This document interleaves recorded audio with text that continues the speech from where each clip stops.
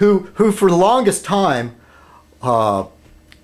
Timmy thinks that Monk is some expert at computer graphics, like he's some sort of IT whiz or something. And, not to take anything away from him, but that's not his specialty. He's a traditional artist that uses paints or pencils or pens or, on paper, on canvas, on rock, whatever, He's more of a traditional artist. It's not a... And so Tim wrongly makes that assumption. And then he thinks that Tim is an egg. That Monk is an egg. And that Monk is responsible for a lot of those photoshopped, clone accounts and things that are taking shots at Tim and Thorpe, or is it Torp?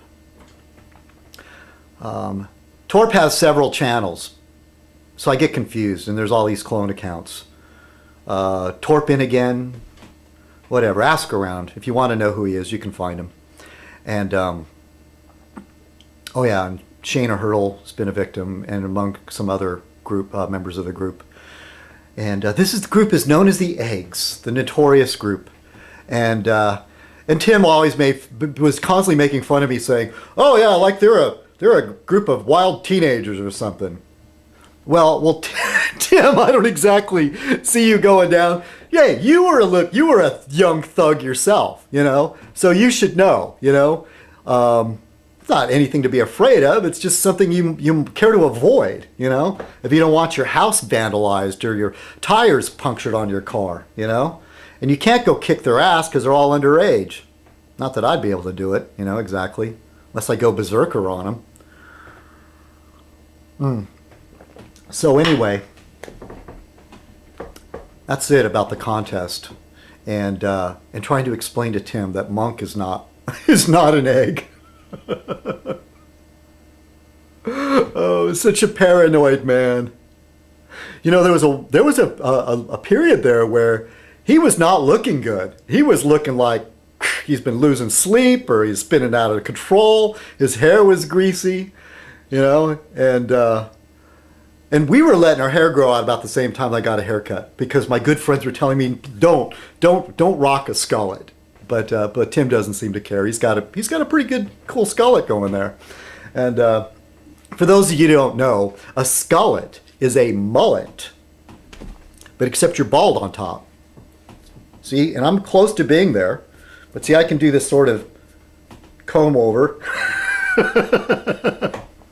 and then, so you can see the skull. Mullet plus skull equals skullet. Oh, by the way, I'd like to announce that, Gassy, I'm sorry, again and again and again, that my word, not exactly my word, my friend Nick coined this word long time ago. And he would say, "Blokney, don't go into a FOMA." that was his nickname for me, Blokney. Nick was from London, and he would, the song by the Smiths, "Girlfriend in a coma, I know." I know it's really serious. So he took that song, and when somebody gets really excited or they're rabid, they foam at the mouth, and take that word, girlfriend in a coma, plus foam at the mouth, FOMA, FOAMA. And if some of you have seen me, I've used this word on the comment pages. Boy, man, I'm just a big mess. First I'm burping, now I feel a sneeze coming on. So the Urban Dictionary accepted my submission for the word FOMA. So if you care to visit the Urban Dictionary, if you Google it, it won't come up top. There's some sort of commercial product called FOMA. It's some sort of material. Soma FOMA, it's called. But if you go directly to the Urban Dictionary and type in the word FOMA, FOAMA, you'll see that that word that I'm taking credit for, that actually my friend Nick invented it. And he came up with a lot of cool phrases and stuff. And And then I think some of them he brought from England and claimed they were his. Like one he used to say slaphead, and I don't think he invented that. Yeah, he was quite the rogue there. Oh, and getting back to the Streets of Laredo, that is based on an old British song, and I think they claim it was this is what it said on Wiki, that it was originally from a song called The Unfortunate Rake. And there's some interesting themes in the song. It's about other songs, versions of it.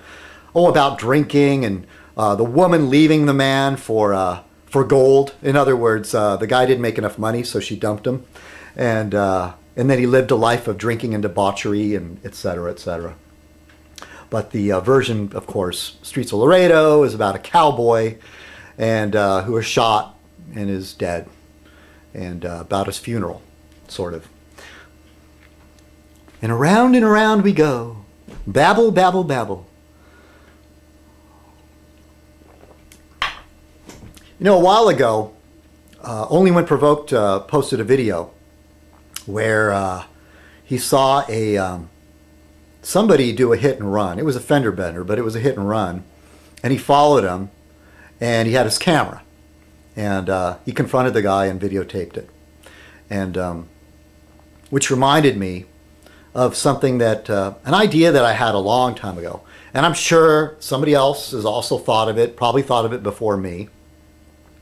And this was long before the internet. Excuse me again. You know, tried to put something in my stomach, and I ate like a handful of sunflower seeds. I must have swallowed a lot of air.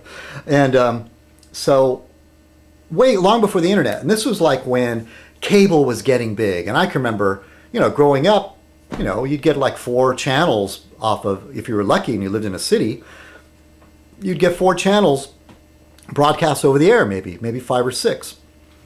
But with the advent of cable and these new cable boxes, it became possible you'd have hundreds of channels. Okay, we all know that. Well, at the time I thought, what if there was just like almost an infinite number of channels on your TV, and each one of those channels could be hooked up to basically a public or public security camera, and that way you could sit at home and use your remote control and I wonder what's going on downtown. On 4th and B. Oh yeah, down at the beach. You know, like webcams. And of course the internet came along, and that will truly make it actually very possible to where I would like the idea, and some of you would think this is really scary, because every time I propose it, nobody ever likes it. But I think it's a great idea. Imagine it as like the world's biggest neighborhood watch.